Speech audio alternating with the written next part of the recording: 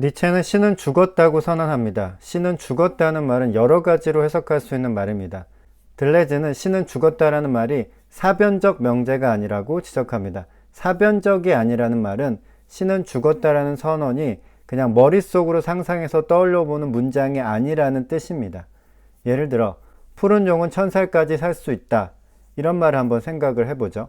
푸른 용이 과연 존재하는 것인지 알 수도 없고 설령 있다고 하더라도 1000살까지 살 수 있을지 없을지 전혀 알아낼 방법이 없습니다.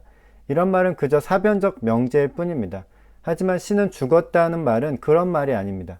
들레즈는 그것은 신이 현존했고 그 신이 죽었고 부활할 것이라는 것, 신은 인간이 되었고 인간이 신이 되었음을 동시에 말하고 있다고 언급합니다. 신이 죽었다라는 말이 사변적 명제 이상인 이유는 실제로 인류의 역사 속에 신이라고 불렸던 예수가 살았고 죽었고 부활했다고 알려져 있기 때문입니다. 그리고 예수 사건으로 인해서 인류의 역사는 지대한 영향을 받았습니다.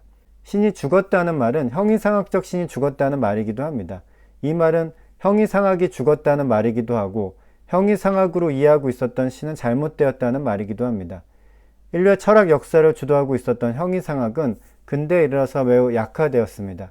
2000년 이상 인류의 머리를 지배하고 있었던 플라톤 철학은 심각한 도전을 받았고 20세기에 이르러 꽤나 만신창이가 되어서 뒤로 물러섰습니다. 형이상학의 진리나 선으로 여겨졌던 것들에 심각한 의문이 제기되었고 그와 같은 의문 제기는 합당한 것으로 받아들여졌습니다. 신에 대한 것도 형이상학적 이해에 기반을 두고 있는 것이 많았습니다. 형이상학이 무너지면서 신도 함께 무너져 내렸습니다. 형이상학적으로 이해한 그런 신은 없다는 것을 알게 된 것이죠. 니체는 신이 죽었다는 의미를 예수의 죽음을 통해서 해석을 합니다. 예수가 죽었는데 누가 예수를 죽였는가? 로마인들과 유대인들이 합세해서 예수를 죽였습니다. 예수의 죽음이 의미하는 바는 유대교의 하나님이 죽었다는 것을 의미합니다. 물론 유대인들은 예수를 신이라고 생각하지 않았지만 인류 역사에서 예수의 죽음은 대체로 신의 죽음으로 받아들여집니다. 만약에 하나님이 예수의 죽음을 허용했다면 그것의 의미는 하나님이 더 이상 유대인들의 하나님으로 머물기를 거부했다는 것을 의미한다고 니체는 말합니다. 유대인들에게 하나님은 사랑의 대상이면서 동시에 증오의 대상이기도 했습니다. 하나님을 사랑하지만 그 사랑의 대상에 닿을 수 없는 자신들의 모습으로 인해서 자기 자신을 증오하는 원인이 되기도 하고 또한 하나님에 대해서 원한을 품게 되었다고 니체는 지적합니다. 예수의 죽음은 유대교의 신이 죽고 그리스도교의 신이 탄생했음을 의미합니다. 유대교의 신과 그리스도교의 신의 차이점은 유대교의 신은 원한을 불러일으키지만 그리스도교의 신은 반응을 요구한다는 것입니다.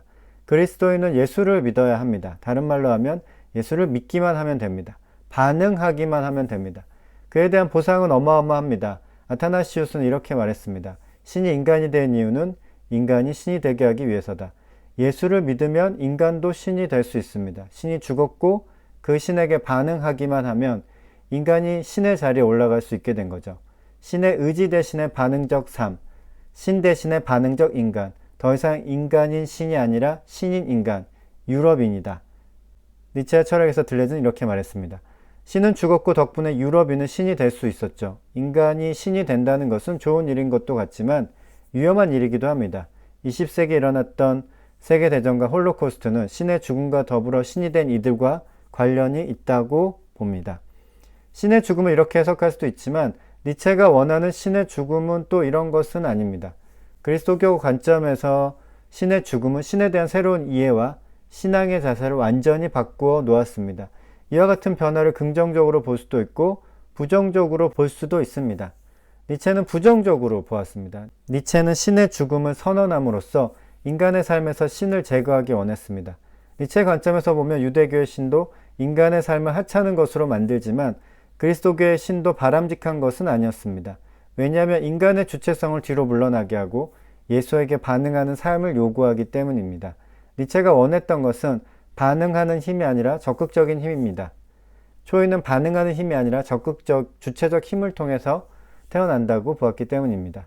니체는 신은 죽었다라고 선언했지만 어쩌면 진짜 그가 하고 싶었던 말은 신을 죽여야 한다 였을지도 모릅니다. 니체는 인간의 삶을 비하하거나 반응하는 삶에서 멈추게 하는 신, 또는 인간이 신이 되는 것을 허용하는 신은 인간에게 해롭다고 본 것입니다.